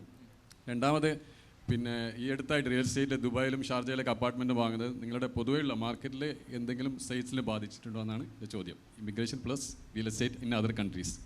അല്ല, ഞാൻ പറഞ്ഞില്ലേ, നമ്മളിപ്പം ബാധിക്കുക എന്ന് പറയുമ്പം ചേഞ്ചസ് ആണ്. അതായത് ഇപ്പോൾ നമ്മളിപ്പോൾ ആളുകൾ ഇപ്പം എന്താ പറയുക US-ലും കാനഡയിലും പോയിട്ട് സെറ്റിൽ ചെയ്യുമ്പം സ്വാഭാവികമായിട്ടും അവരെ പാരൻസിനെ സേഫ് ആക്കുക എന്നുള്ളത് ഭയങ്കരമായിട്ട് നോക്കും. അപ്പോൾ നോക്കുമ്പോൾ ശരിക്കും റിട്ടയർമെൻറ്റ് ഹോം എന്ന കോൺസെപ്റ്റ് ഭയങ്കരമായിട്ട് സക്സസ് ആവുന്ന ഒരു കാര്യമാണ് കേരളത്തിൽ വരുന്നുണ്ടാവും. കാരണം അവർക്ക് പൈസ ഉണ്ടാവും, പാരൻസ് നാട്ടിൽ നിന്ന് മാറി നിൽക്കാൻ താല്പര്യം ഉണ്ടാവില്ല. അപ്പോൾ അവർ സ്വാഭാവികമായിട്ടും റിട്ടയർമെൻറ്റ് ഹോം എന്നുള്ള കോൺസെപ്റ്റ് കേരളത്തിൽ കാര്യമായിട്ട് ഇനി വരാനുള്ളൊരു കാര്യമാണ്. പക്ഷേ എല്ലാവരും മനസ്സിലെന്ന് പറഞ്ഞാൽ റിട്ടയർമെൻറ്റ് ഹോം എന്ന് പറഞ്ഞു കഴിഞ്ഞാൽ ഒരു ഒറ്റപ്പെട്ട സ്ഥലത്ത് പോയിട്ട്, അല്ലെങ്കിൽ ഒരു വയനാട് പോലത്തെ, അല്ലെങ്കിൽ ഒരു ഭയങ്കര നാച്ചുറൽ ബ്യൂട്ടിയുള്ള സ്ഥലത്ത് പോയിട്ട് പ്രൊജക്റ്റ് ചെയ്യാമെന്നല്ല. അവർക്ക് ആക്സസിബിൾ ആയിട്ടില്ല, ഈവൻ പറ്റുകയാണെങ്കിൽ ഒരു കമ്മ്യൂണിറ്റീൻ്റെ ഉള്ളിലായിട്ട് അവർക്ക് ആക്സസിബിൾ ആയിട്ട് എല്ലാം അവർ വിചാരിച്ചാൽ കിട്ടുന്ന രീതിയിലുള്ള ഒരു കമ്മ്യൂണിറ്റി അവർ ഇനിയിക്കുന്നത്, അതിൻ്റെ ഒരു നീഡ് ഭയങ്കരമായിട്ട് കൂടും. അതെന്തായാലും ഒരു കമ്മിങ് ഇയേഴ്സ് നമുക്ക് ശരിക്കും വിസിബിളായിട്ട് കാണും. രണ്ടാമത്തെ കാര്യം എന്ന് പറഞ്ഞാൽ ദുബായ് പോലത്തെ പ്രൊജക്റ്റ് ശരിക്കും നമ്മൾ ഇപ്പോൾ നോക്കുകയാണെങ്കിൽ ഭയങ്കര ഐ ഓപ്പണറാണ്. നമ്മൾ ഇത്രയും കാലം ഒരു പ്രോജക്റ്റ് ചെയ്യുമ്പോൾ ഓക്കെ, ഒരു വലിയ പ്രോജക്റ്റ് ചെയ്തു, ഇപ്പം ഞങ്ങൾ നാട്ടിൽ ഇപ്പോൾ അറ്റ്ലാന്റിസ് എന്ന് പറഞ്ഞ ടവർ ഡ്രൈവ് ചെയ്തിട്ട് പോകാമെന്ന് നമ്മൾ ഒരുപാട് പ്രാവശ്യം ആലോചിക്കുകയാണ്, ഇങ്ങനെ പ്രോജക്റ്റ് നടക്കുമോ, ആൾക്കാർ വാങ്ങുമോ, അല്ലെങ്കിൽ എത്രത്തോളം പൊട്ടൻഷ്യൽ ഉണ്ടാവും എന്നുള്ളത്. പക്ഷേ ദുബായ് നമ്മുടെ നാട്ടിലുള്ള കാലിക്കറ്റിലും കേരളത്തിലുള്ള ഇന്ത്യൻസും ഒക്കെയാണ് ഇത് പർച്ചേസ് ചെയ്യുന്നത്. അപ്പോൾ നമ്മളെ സംബന്ധിച്ചുള്ള ഒരു ഐ ഓപ്പണറാണ്. നല്ല പ്രോജക്റ്റ് നമ്മൾ പ്രൊവൈഡ് ചെയ്ത് കഴിഞ്ഞാൽ അതിനുള്ള ബയസ് ഉണ്ട്. അത് ദുബായ് ആണെങ്കിലും കേരളത്തിലാണെങ്കിലും ഒക്കെ ഉണ്ട്. അപ്പോൾ അത് ശരിക്കും നമുക്കൊരു എന്താ പറയുക, ദുബായ് നമുക്കൊരു ശരിക്കും ഒരു പാടാക്കി എടുത്തിട്ട് നമുക്ക് കേരളത്തിൽ പല കാര്യങ്ങളും അതിൻ്റേതായ രീതിയിൽ നമുക്ക് ചെയ്യാൻ പറ്റും. Thanks a lot. Thank you mister Muhammad Faseem. ഗംഭീരമായി എല്ലാ ചോദ്യങ്ങളും വളരെ സ്പോട്ടിയായിട്ട് ആൻസർ ചെയ്തതിന് വളരെയധികം നന്ദി. And thanks to highlight as well for the session. Thanks a lot. Thank you everyone. Please a round of applause for Mr. Mohammad Waseem.